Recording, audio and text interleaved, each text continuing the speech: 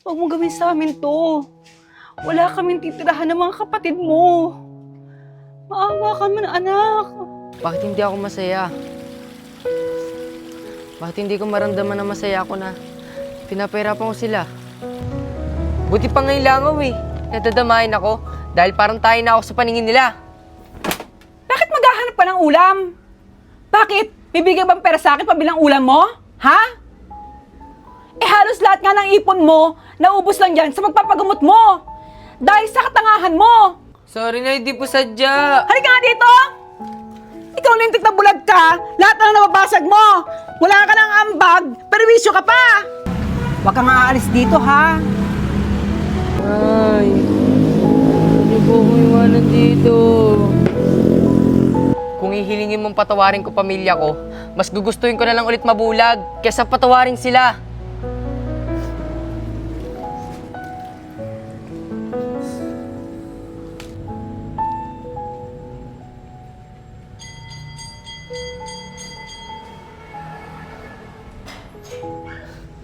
Macho? Ikaw ba yan? Anong ginagawa mo dito? Sino po sila? Ako to. Yung nanay ng best friend mo, na si Jo Marie. Ikaw po ba yan, tita? Tulungan niyo po ako. Iniwan po ako ng nanay ko dito.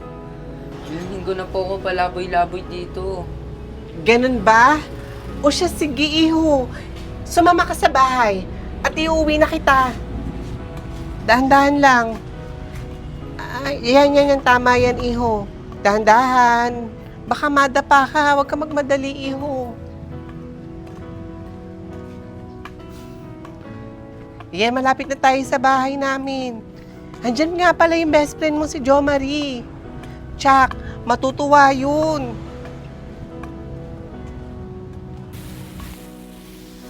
Pasensya na po kayo kung halos maubos ko na po yung tinapay nyo.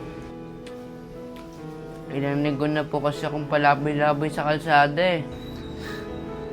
Huwag kang mag-alala, Macho. Kumain ka lang ng kumain dyan.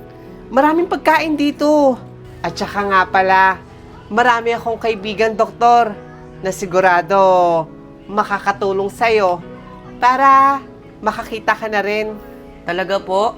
Salamat po ah.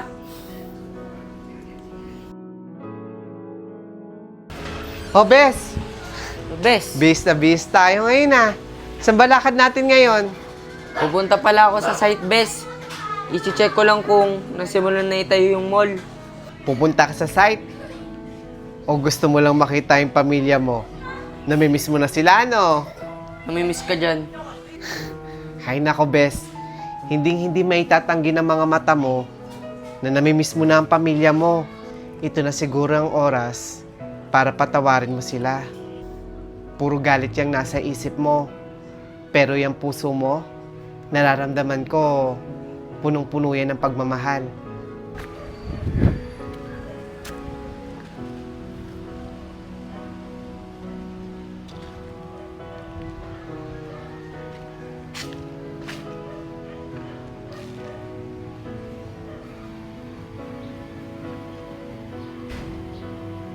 Sinisimulan na pala tayo itong mall.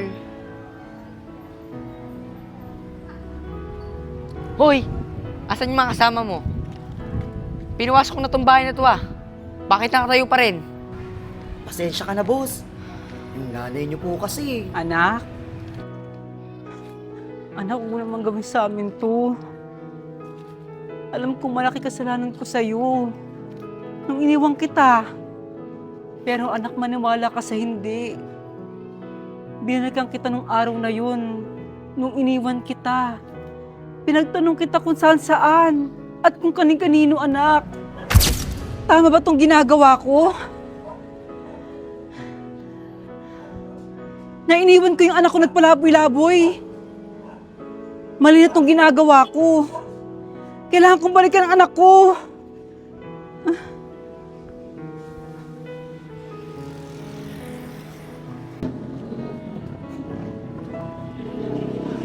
Macho, anak! Macho! Kuya! Nakita niyo anak ko dito, kuya? Anak! Matthew, anak!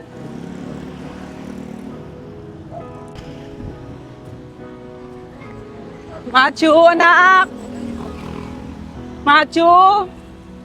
Kuya, may nakita po ba kayong bata ganito?